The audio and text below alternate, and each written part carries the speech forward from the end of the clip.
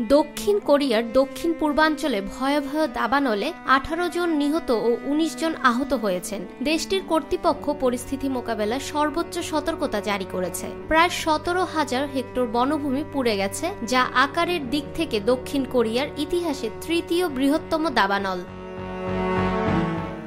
দেশটির ভারপ্রাপ্ত প্রেসিডেন্ট হান ডাকসু এই পরিস্থিতিকে অভূতপূর্ব সংকট বলে উল্লেখ করেছেন। তিনি জানান, আমাদের ইতিহাসে এটি সবচেয়ে বড় দাবানল, যার নতুন রেকর্ড তৈরি করছে।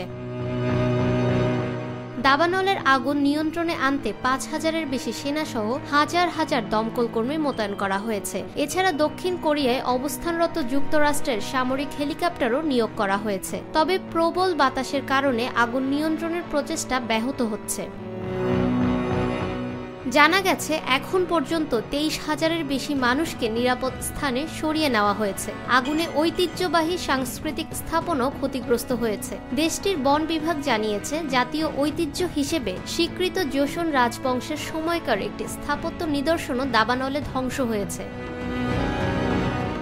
দক্ষিণ কোরীয় সরকার দাবানলের অন্যতম প্রধান কারণ হিসেবে অবৈধ আগুন জ্বালানোকে চিহ্নিত করেছে এবং এ ধরনের কর্মকাণ্ডের বিরুদ্ধে কঠোর ব্যবস্থা নেওয়ার ঘোষণা দিয়েছে।